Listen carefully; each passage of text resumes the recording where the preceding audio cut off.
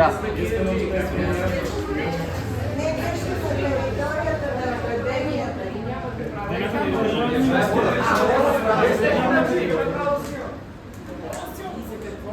За документално какво сме дошли?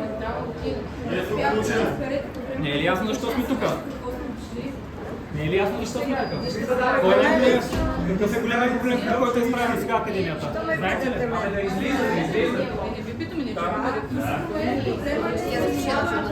Вие съгласни ли сте академията да излезе от този съюз на филм видеоучилища? Не ви ли е срам?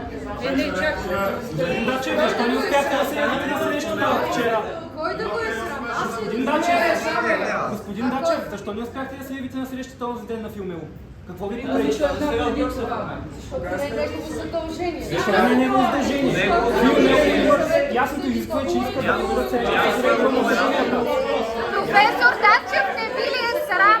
Господин Дачев, защо възпрепятствате по този начин членството ни в Филмело? Това лъжа говорите. Значи не знам какво сте чел, но разбрахте Филмело има информацията. среща с господин Дачев. Господин Дачев, защо не успяхте да се явите? Хората искат да се срещнат с вас. Пряко директно с вас. Възпрепятствате по този начин развитието на нацията. Не ви ли е срам? Срам!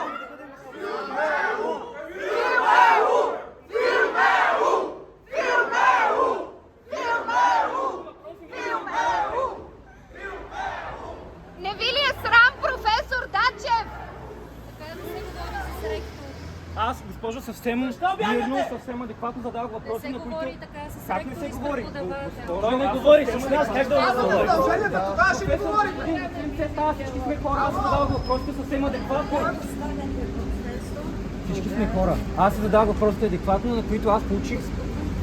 Аз съм спокоен. Няма да се успокоим, докато Защо- нещо не се защо промени. Професор Дачев, главен кореспондент, ако искате там, член кореспондент, както искате, няма значение званието. Има казус, който той в момента избягва. И заради който казус нашия факултет ще пострада.